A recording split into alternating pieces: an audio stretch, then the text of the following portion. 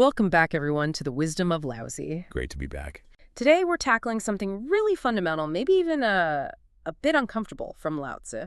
We're diving into Chapter 31 of the Tao Te Ching, and our mission really is to figure out why Lao Tzu insists that even a victory you had to win, well, it should be treated like a funeral. It's a stunning piece of thinking, isn't it? Often, people hear about the Tao, the way, and think of water flowing, these sort of abstract images. But Chapter 31, it gets very practical. It's concrete advice for leaders, for anyone involved in conflict, really. It uses ritual, ethics. It's incredibly direct. Okay, so let's unpack this. Where do we start? Maybe with the core tension Lao Tzu identifies. I'm thinking of Chapter 29, where he warns us about trying to grab hold of things, trying to control the world. He calls the world a sacred vessel. Exactly, a sacred vessel. And the crucial part of that warning is you cannot be acted upon or controlled. Try to force it, you spoil it. Yeah. Try to hold on to it, you lose it. Yeah. It's this fundamental warning against what you might call instrumental thinking. That impulse to turn everything, nature, people, situations, into just a tool for your own ends. Right, don't make the world your screwdriver. Pretty much.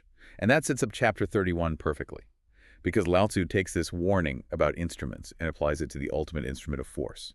Weapons. The chapter hits you straight away. Weapons are instruments of ill omen, just flat out. They are, in their very nature, incompatible with the Tao, with that natural, life-giving flow. Instruments of ill omen, not just tools, but inherently bad tools. Yes, their entire purpose is division, separation, destruction. Using them automatically disrupts the natural order. But, before we dive headfirst into Chapter 31 itself, there's a kind of philosophical lens we need from another chapter, Chapter 18. Yeah. It helps diagnose why this teaching is so necessary. The famous symptomatic diagnosis. That's one where he says something like, when the great Tao is forgotten, that's when things like kindness and morality arise. Precisely. It's paradoxical, isn't it? The louder you have to proclaim a virtue, the more it suggests the underlying natural order, the Tao, has already broken down. The celebration compensates for a loss. So applying that to victory, if you see massive celebrations, huge parades, endless talk of triumph, The philosopher has to ask, what's being covered up here? What failure, what collapse in the system is all this spectacle designed to distract us from? it hides the cost, right, the real cost, which is never just money or even soldiers' lives, though that's horrific enough. It's the sacrifices nobody talks about, the bitterness left behind, the relationship is just shattered, and all the potential, what else could have been done with that time, that energy? It's a massive hidden deficit. A moral and intellectual deficit, absolutely. And deeper still, it hides the institutional failure. The very fact that you needed violence, that you had to resort to these instruments of ill omen, means the original ways of dealing with things, dialogue, compromise, simple restraint, they failed, utterly. So the big victory party isn't really celebrating strength, it's papering over a catastrophic failure of the system. Wow. Okay, so Lao Tzu's solution, the funeral rites, it's actually a protective measure. Deeply protective. For the state, for the people, for the leader. Any war, even a justified defensive one, must be concluded with mourning. The funeral ritual acts like a moral container. It stops the general population from getting, swept up in bloodlust. It prevents the victor from becoming arrogant and cruel, and it stops power from just expanding wildly on the back of a simplistic "we won" narrative. So it's about putting the brakes on right when the temptation to accelerate is strongest. Exactly. That's psychological and institutional restraint, right at the peak moment of power. That's the challenge. And for us today, I think this principle has immediate practical implications for how we handle any kind of success, not just military. Like a kind of required audit for any win, you're saying we need, a full accounting of the costs? Yes, a line-by-line accounting, including those invisible costs, the lost opportunities, the strained relationships, the life hours just burned up. And secondly, maybe changing the language. Absolutely. Replace the boasting, the triumphalism, with tribute, quiet reflection, maybe even silence. The words shouldn't glamorize the struggle or the win. And third, you mentioned a pre-agreed threshold. Right. The criteria for using force, the last resort justification, should be clear before you act. And ideally, that justification, that threshold, should be monitored or even held by someone who isn't invested in the conflict, someone whose job it is to question if the ends really justified the means, even after you've won. So this deep dive, it's really taking aim at how we instinctively react to winning, isn't it? That culture of victory worship. It's a total war on it, yes. And on the subtle ways violence gets aestheticized, made to look attractive. It forces us to ask that deeply uncomfortable question. When I celebrate my own wins, big or small, with a bit too much relish, am I in some way delighting in the killing of man. Okay, that's a powerful frame. Let's ground this now in the actual text of chapter 31. It's short, but it packs a punch.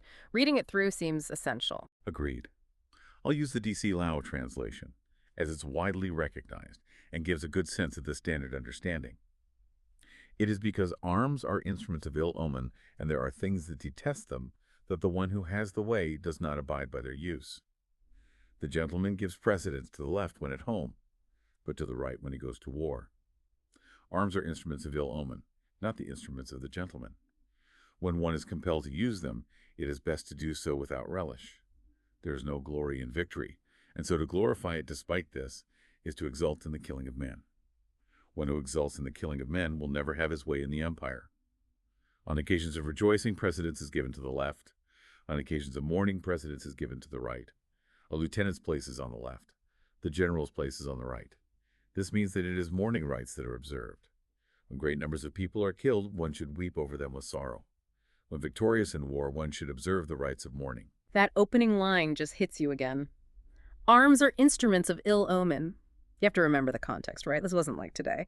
Bronze weapons, war chariots, these were status symbols, signs of power and nobility. Lao Tzu just strips all that away.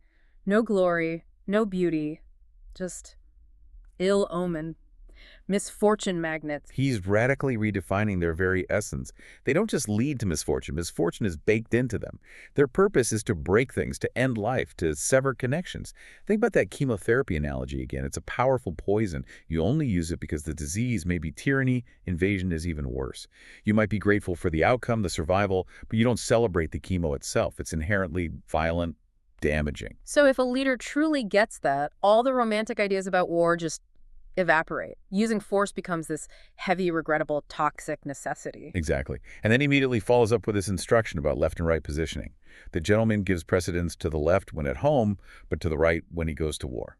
This seems obscure, but it's tapping into really deep cultural codes. Yeah, explain that left-right thing again. The left with the good side. Generally, yes. In court ceremony, feasts, happy occasions, the left side was the position of honor. It represented yang life, growth, the sunrise, good fortune, auspiciousness. Okay. And the right? The right was associated with yin solemnity, seriousness, death, the sunset, misfortune. It was the side you favored for funerals, for serious pronouncements, for, well, war. So by ordering the state to shift its primary orientation from left to right when war begins, Lao Tzu's basically forcing a system-wide acknowledgement of tragedy. It's an immediate institutional moral reversal. The entire culture is forced to pivot from valuing life and good fortune to centering death and misfortune.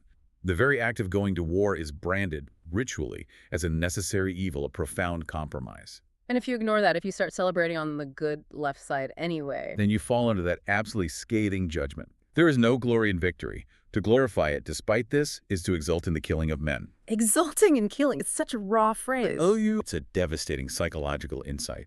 Lao Tzu sees how easily the relief of winning, the adrenaline, can curdle into actual pleasure in the destruction itself. When a leader celebrates victory with too much enthusiasm, they reveal their true nature. They aren't celebrating the return of peace. They're celebrating successful violence. They lack basic compassion. You might win the battle, but you lose the moral high ground, the right to rule with wisdom. And the text is clear about the consequence. One who exults in the killing of men will never have his way in the empire. It's not just bad karma, it's bad politics. Eventually, the people who instinctively value life see the cruelty behind the armor. Which brings us to that final, powerful instruction, Yeah. the mandatory funeral rites. Yes. And the positioning confirms it. The lieutenant, the second in command, maybe representing the ongoing administration, the potential for rebuilding, he stands on the left, the side of life. But the general, the one responsible for the strategy, the bloodshed, he stands on the right, the side of death, misfortune. The victor is the chief mourner, the state's command. When victorious in war, one should observe the rites of mourning. No victory laps, no statues right away, just a funeral. A solemn, nationwide funeral. And the scope is vital. It's not just mourning your own dead, it's mourning the enemy's dead too. It's mourning the destroyed homes, the broken families, the sheer failure of wisdom and dialogue that led to this point. The victory isn't the end, it's just the start of the grieving process. Okay, that covers the literal meaning and the ritual. Let's go deeper now. What are the sort of cosmic or psychological implications here. We need to shift gears a bit. Definitely. We're moving from the text itself to what it suggests about the universe, about our own minds. We have to stop just analyzing and let it challenge us. Let's tackle question one. What is the fundamental essence of war, according to Lao Tzu? And this is where some fascinating textual history comes in, things that really reward digging a little deeper. Ah, yes, this is the good stuff. For a long time, the version most people knew, the Wang Bi commentary version, said fine weapons are instruments of ill omen. Right. Exactly. Fine weapons. And so, for centuries, the interpretation focused on that word. It seemed Lao Tzu was mainly criticizing the beautification of killing. You know, fancy swords, decorated chariots, making war look cool, basically. A critique of military aesthetics. But then came the Mongdui texts, discovered when? Yeah. The 70s. 1973, yes. And these were much older silk manuscripts, dating back to maybe 180 BCE. Significantly older than Wang Bi's version from the 3rd century CE. And the big reveal. The word fine wasn't there. The older text just says, weapons are instruments of ill omen. Full stop. No qualifier. Wow. So it wasn't just about making weapons look good. It was about the weapons themselves, all of them. Crude clubs, sophisticated swords, siege engines. It didn't matter. The condemnation wasn't about style, it was about substance. The very existence of things designed to kill is the problem. That's much more radical. Why do you think the later version added the word fine? Seems like it softens the blow quite a bit. Well, you have to think politically, don't you? Condemning all weapons is deeply destabilizing for any state, any ruling class that relies on military power. By limiting it to fine weapons, the critique becomes about aristocratic excess, about aesthetics, which is much less threatening to the fundamental power structure. The original version was likely just too politically hot to handle as the centuries went by. Okay, so if all weapons are instruments of ill omen, what does ill omen mean in this deeper sense? Not just bad luck, surely. It's a metaphysical judgment. If the Tao is the underlying harmony, the creative flow, the operating system of the universe, then weapons are like a virus, a malicious code designed specifically to disrupt that harmony, to divide, to destroy. They are anti-cosmic. Anti-life, which ties into that line, things detest them. Who are the things? Primarily people, of course. But in Taoism, it extends further. The natural world itself, the animals, the plants, the way rivers flow, it all inherently moves toward life and integration. War is fundamentally against that grain. It's rejected by the cosmos itself. So the sage, the person aligned with the Tao, just can't embrace weapons as a normal part of life. They can't abide by their use, as the text says. Lao Tzu isn't a naive pacifist. He acknowledges you might be compelled to use them. But the point, as the scholar Su Che pointed out centuries later, is that their use must always be seen as abnormal, an emergency measure, like surgery. You use the scalpel, a sharp dividing instrument, only to remove a greater threat. It's a necessary bloody intervention, an amputation maybe, but you'd never call the scalpel a normal tool for maintaining health. A healthy state doesn't rely on war as standard policy. Which leads us right back to the ritual. Question 2. How do you institutionalize this condemnation? How do you bury war symbolically, even when you've just won one? Lao Tzu uses ritual. And we can't underestimate the power of Allen in that world. Ritual wasn't just empty ceremony. It was a technology, a way to shape emotions, structure society, align collective thought and behavior. The Confucians perfected it for maintaining order. Lao Tzu cleverly subverts it here for an anti-war message. By using that simple left-right code again. Left is life, good fortune. Right is death, misfortune. He hijacks that common cultural understanding to stage this ritual reversal. The command is stark. The general's place is on the right. The winner, the hero, stands in the loser's spot. Stands in the spot designated for death, grief, and ill omen. The visual symbolism is incredibly powerful. It's a public, silent declaration by the state itself. What just happened here, even though we won, was a tragedy, a failure. The commander isn't there to receive medals. He's there to preside over a funeral. But hang on, here's a challenge. If ritual is just a technology, couldn't a cynical leader just fake it? Perform the mourning rites publicly, but privately celebrate the land grab or the crushed enemy. Just good PR. That's an absolutely crucial question. And it gets to the heart of the difference between outer show and inner reality, which is central to Taoism. Yes, you could fake the ritual. But Lao Tzu implies that if the mourning isn't sincere, if the general is secretly feeling smug or already planning the next campaign, then the ritual is empty. Worse than empty, it becomes a lie. It compounds the moral failure. The purpose of the ritual is to force an encounter with the true cost, to make the state publicly acknowledge its priorities are upside down. If the leadership feels no genuine sorrow, if they immediately start exploiting the victory, exulting in the killing, the populace will eventually see through it. And that prediction kicks in. They will never have his way in the empire. Sincerity is implicitly demanded for the ritual to have any real protective effect. Okay, so the external ritual needs internal alignment. That brings us to question 3. How does the victor manage their inner world? This is the psychological part. The key phrase seems to be, tranquility is best. Tranquility is best. And again, there's a fascinating textual evolution here. Some scholars, looking at the very oldest texts like the Gaudian bamboo slips, think the original word might have meant something closer to plainness or utility is best, meaning don't pretty up your weapons. Keep them purely functional. A warning against making killing tools attractive. But the later dominant interpretation shifted to pingtan, tranquility, calmness, quietude, which gives us this profound ethical requirement for the victor's state of mind. Tranquility, not celebration, not relief even, but calm. How do we understand that? Well, traditionally, there are a few main interpretations of what this tranquility should look like. Okay. First, there's the dispassionate view. Think of a surgeon again. Calm, focused, clinically detached. They might feel satisfaction in removing the disease, but they take no pleasure in the cutting itself. It requires immense emotional control, necessary action, zero gratification from the violence. Right, makes sense. What's the second? Second is maybe deeper, more emotional, satiated to the point of nausea. This comes more from Zen and contemplative traditions. True tranquility here isn't just detachment. It's a profound, gut-level revulsion at the cost of life. The victor isn't calm because they're controlled. They're quiet because they're sickened and drained by what had to be done. Their only desire is for it to be over, for peace. A much heavier kind of quiet. Much heavier. And the third interpretation is the political test. This view says tranquility isn't just a feeling, it's proven by your actions after the victory. How so? If you are truly tranquil, if you truly used force without relish, then you won't immediately try to profit from it. You won't annex territory unnecessarily. You won't demand excessive tribute. You won't engage in reprisals. The moment you start grabbing the spoils, your claim to inner tranquility is shown to be false.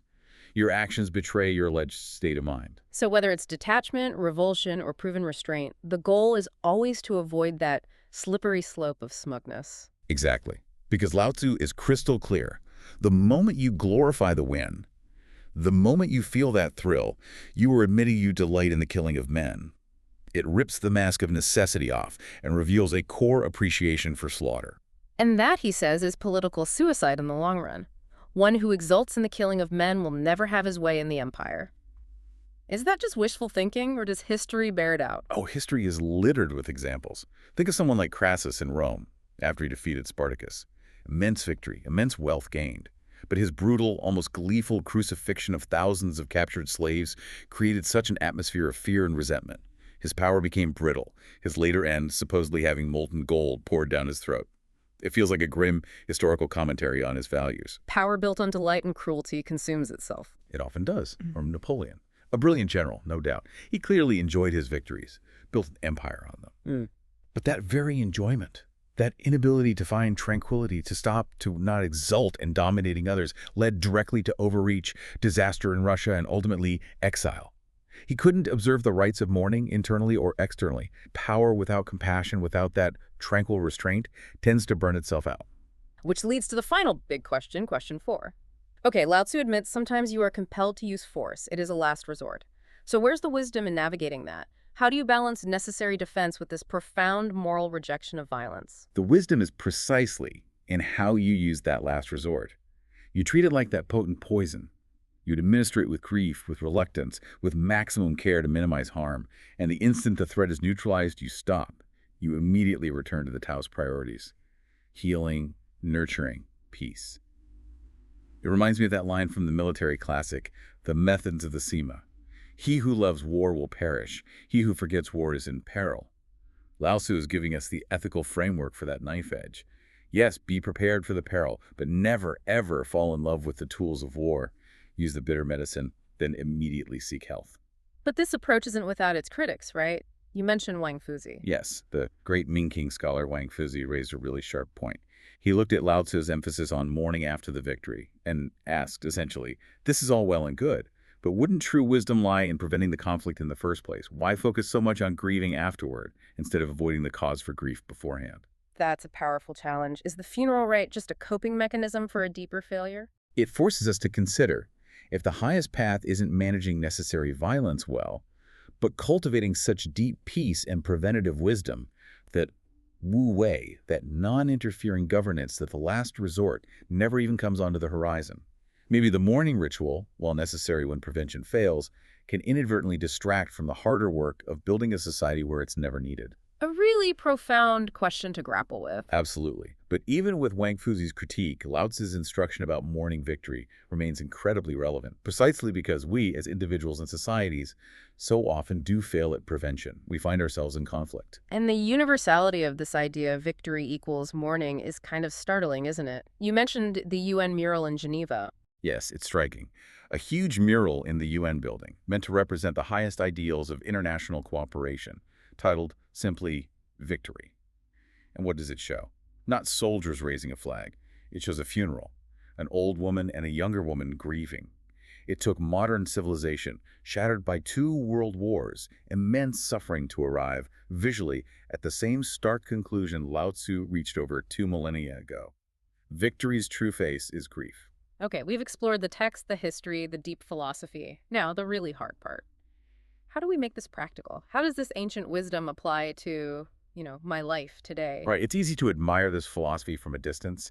The challenge is to embody it. We need a micro-practice, something tangible. So let's call it the victory morning exercise, a way to push back against that constant winner-take-all pressure in daily life. Exactly.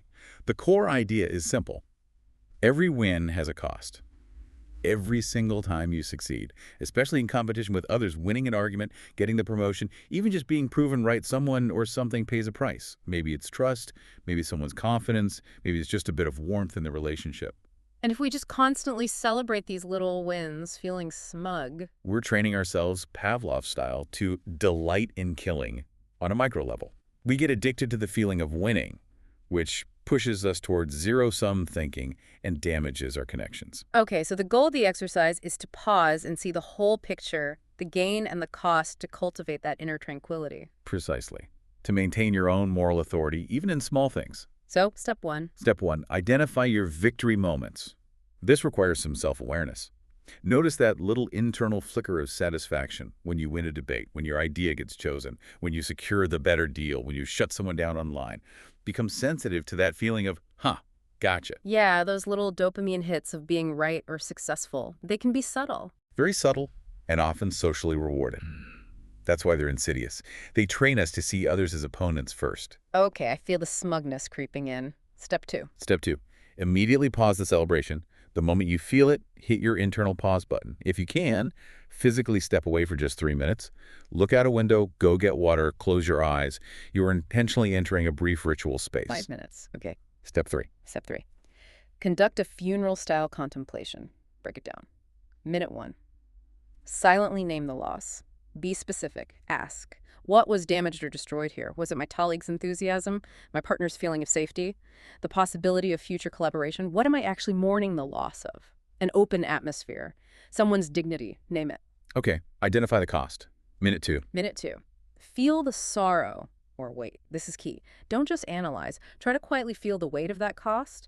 Let the initial buzz of victory be replaced by something more complex, empathy, maybe a touch of regret, a recognition of the force you used. Just sit with the heaviness for a moment. Let the Taoist principle land emotionally. Feel it, don't just think it in the last minute. Minute 3.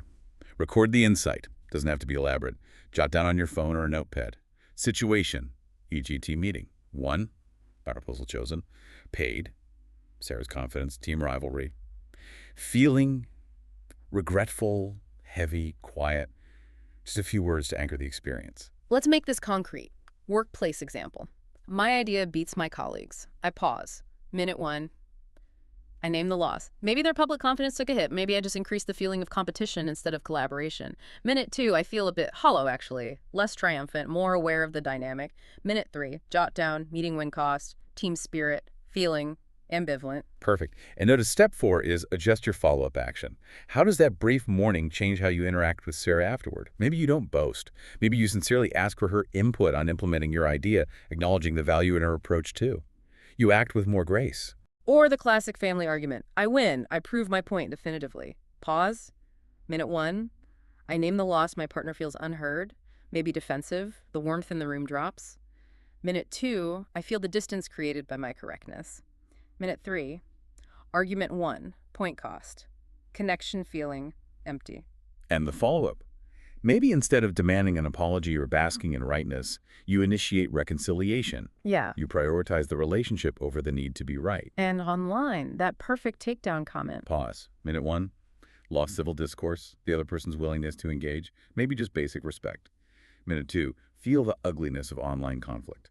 Minute 3, debate 1, argument cost, dialogue, feeling, Pyrrhic. Follow-up. Maybe you delete the comment or phrase things much more gently next time, or just disengage entirely. The core idea is that this pause, this mourning, changes our subsequent behavior. It builds restraint. It builds that hesitation. That's the practice of Lao Tzu's wisdom in action. Makes you less eager to draw the sword next time, even the verbal sword. And you mentioned an advanced practice. Yeah, maybe a weekly reflection. Look back at your week.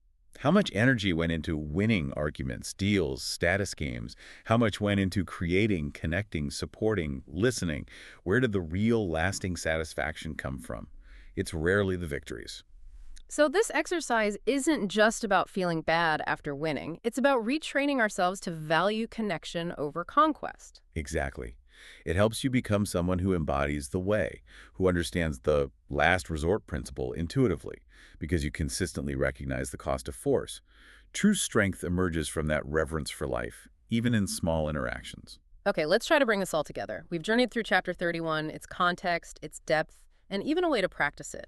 The core lesson seems unavoidable. Weapons, force, even competitive striving, they are instruments of ill omen. Victory, when necessary, isn't a cause for celebration, but for a solemn funeral acknowledging the failure that preceded it. The command to observe the rites of mourning is like civilization, holding up a mirror to itself every time force is used, admitting, we failed here. And true strength, true leadership, lies in that restraint, in the self-mastery to use power when absolutely necessary, without any trace of relish, without delight. Which gives us that incredibly high bar for leadership, doesn't it? Only those who treat victory like a funeral are worthy of speaking of peace. It's a profound standard. And it leaves us with a question. Okay, you've observed the rites, you've felt the sorrow, you've practiced the restraint.